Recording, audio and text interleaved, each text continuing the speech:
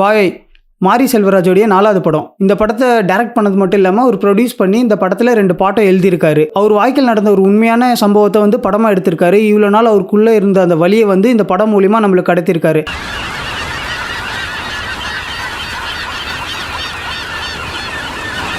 நிக்கிலா விமல், கலையரசன், திவ்யா துரைசாமி, ஜானகின்ட்டு நிறைய பேர் இந்த படத்தில் நடிச்சிருக்காங்க. இந்த படத்தோடைய லீடு வந்து பொன்வேலுன்ற அந்த பையன் சுற்றி தான் நகருது. படம் ஆரம்பத்துலேருந்து கடைசி வரைக்கும் இந்த பையன் எப்படின்னா ஸ்கூலில் நல்லா படிக்கிற பையன். அவனுக்கு ஸ்கூலில் டீச்சர்னால் ரொம்ப பிடிக்கும். ஆனால் அவனுக்கு வந்து இந்த சனி ஞாயிறு ஆனால் மட்டும் அந்த வாயுத்தொப்பில் காய் தூக்குற வேலைன்னு சொல்லுவாங்க. அந்த வேலைக்கு போகிறதுக்குனாவே அவனுக்கு பயம்.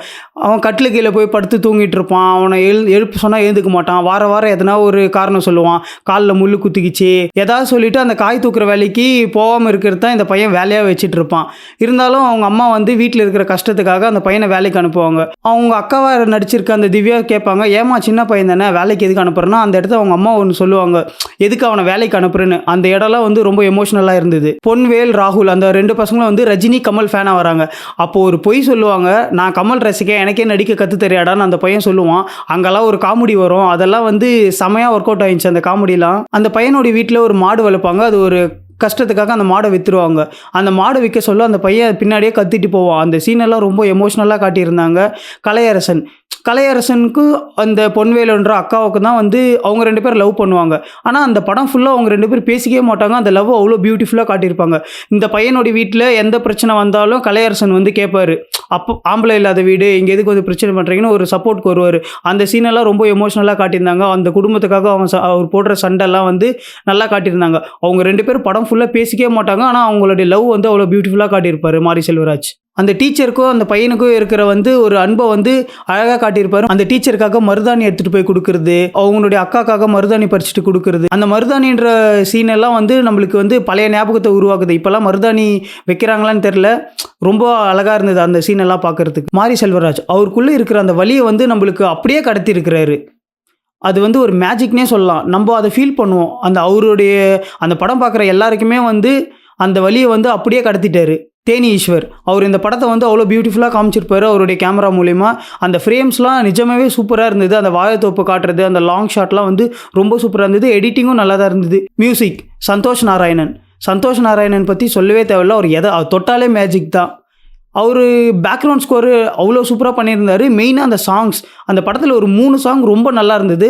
அதுவும் ஒரு ஊரில் ராஜான்னு ஒரு ஃபஸ்ட் சாங் வரும். அந்த சாங்லாம் வந்து அந்த வீடியோவை பார்க்குறதுக்கு அவ்வளோ சூப்பராக இருந்தது. அந்த லாஸ்ட்டு கிளைமேக்ஸில் ஒரு சாங் வரும். அந்த சாங்லாம் ரொம்ப எமோஷ்னலாக இருக்கும். இந்த படத்தில் அந்த அம்மா, அக்கா, தம்பின்னு 3 கேரக்டர் வரும். அவங்க 3 கேரக்டரும் நடித்தாங்கன்னு சொன்னதோட அந்த கேரக்டராகவே வாழ்ந்துட்டாங்க. அவங்க கிராமத்தில் பசங்களுக்கு வந்து வெளி உலகம் தெரியாது அந்த காலத்தில். இப்போது மொபைலில் வந்து எல்லாமே எங்கே இருந்தாலும் பார்த்துக்கிறாங்க. அப்போல்லாம் வெளி உலகம் தெரியாது. அந்த ஸ்கூலில் அந்த ஒரு காம்படிஷன் வர சொல்ல அந்த டான்ஸ் அந்த டீச்சர் கற்று தருவாங்க. அப்போ வந்து எல்லாமே டீச்சருக்கு தான் தெரியும். டீச்சர்கிட்ட தான் கேட்டு கற்றுப்பாங்க. ஸ்கூலில் சின்ன பசங்க அந்த காலத்தில் அவங்களுக்கு எதுவும் தெரியாது. அவங்களுக்கு வெளி உலகம் தெரியணும்னா ஸ்கூல் சம்மந்தப்பட்ட பாடம் மட்டும் இல்லாமல் மற்ற எல்லாமே டான்ஸ்லேருந்து மற்ற எதுவாக இருந்தாலும் ஒரு போஸ்ட் கார்டில் ஒரு லெட்டர் போடுறது கூட ஒரு டீச்சர் தான் கற்று தருவாங்க. ஒரு பேங்க் அக்கௌண்ட் ஸ்கூலில் எப்படி ஓப்பன் பண்ணி தருவாங்க, எப்படி காசு போடணும், எப்படி சேர்த்து வைக்கணும்னு எல்லாமே இந்த டீச்சர்ஸ் தான் கற்று தருவாங்க. அதை வந்து அப்படியே நினைவுபடுத்தியிருக்காரு மாரி செல்வராஜ். அவங்க அக்கா கலையரசன் கிட்ட வந்து மருதாணி கொடுத்து அனுப்புவாங்க, இதை அவர்கிட்ட குடுறான்னு சொல்லிட்டு. அந்த சுச்சுவேஷனில் ஒரு சாங் வரும். அந்த சாங்கோடைய மாண்டேஜஸ் பார்க்கணும். அந்த ஃபீலை வந்து அதெல்லாம் வந்து நம்ம பார்த்தா தான், அந்த வீடியோவோட அந்த சீனை பார்த்தா தான் வந்து அந்த ஃபீல் வரும். அந்த சாங்கெல்லாம் வந்து பிளேஸ் பண்ணியிருக்கிற இடம் ரொம்ப செம்மையாக பண்ணியிருந்தாங்க. அந்த பொன்வேல் என்ற பையன், அவனுக்கு இதுதான் ஃபஸ்ட்டு படம்.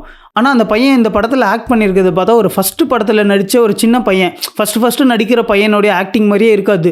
அவ்வளோ ப்ரில்லியண்ட்டாக ஆக்ட் பண்ணியிருப்பான். அந்த அளவுக்கு மாரி செல்வராஜ் அவனை ட்ரெயின் பண்ணியிருக்கிறாரு. கண்டிப்பாக இந்த பையனுக்கு இந்த படத்துக்காக பெரிய அவார்ட்ஸ் கிடைக்கணும், அதுக்கப்புறம் நிறைய சான்ஸ் கிடைக்கணும். கிராமத்தில் இருக்கிறவங்க இன்னும் எவ்வளோ கஷ்டப்படுறாங்கன்றது இந்த மாரி செல்வராஜ் அவ்வளோ கிளியராக காட்டியிருக்கிறாரு.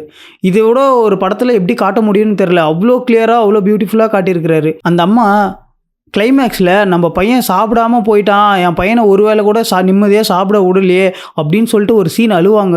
அந்த சீனெல்லாம் நம்மளையும் மீறி நம்மளே அழுதுருவோம். அந்த கிளைமேக்ஸ் சீனெல்லாம். கிளைமேக்ஸ் வந்து நான் சொல்ல விரும்பல, மொத்த கதையும் சொல்லக்கூடாது. நீங்கள் படம் பார்த்து தெரிஞ்சுக்கோங்க. கண்டிப்பாக எல்லாரும் இந்த படத்தை பார்க்கணும். மாரி செல்வராஜ் வந்து இதை ஒரு படமாக எடுக்காமல் ஒரு படைப்பாக படைச்சிருக்காரு. இதுக்கு மேலே மாரி செல்வராஜை வந்து பாராட்டுறதுக்கு வார்த்தையே கிடையாது. இதுக்கு முன்னாடி அவர் எவ்வளோ படம் பண்ணியிருந்தாலும் இந்த படம் வந்து பர்சனலாக அவர் மேலே ரொம்ப மரியாதை வந்துடுச்சு இந்த படம் பார்த்ததுக்கப்புறம். இப்படி ஒரு மனுஷன் இப்படிலாம் படம் எடுக்கிறானே வந்து அப்படின்னு சொல்லிட்டு அவர் மேலே வந்து அளவு கடந்த மரியாதை வந்து உருவாக்கிடுச்சு இந்த வாயை படம். இந்த படத்தில் மியூசிக், சினிமாட்டோகிராஃபி, எடிட்டிங், டைரக்ஷனு இவங்க எல்லாருமே வந்து ஒரு நல்ல டிஸ்கஸ் பண்ணி க்ளீனாக பிளான் பண்ணி பண்ணியிருக்காங்க. இதில் எதுவுமே குறைன்னு எதுவுமே சொல்ல முடியாது. அவ்வளோ கிளியராக எல்லாமே பண்ணியிருக்காங்க. கண்டிப்பாக எல்லாருமே பார்க்க வேண்டிய படம் இந்த வாய்.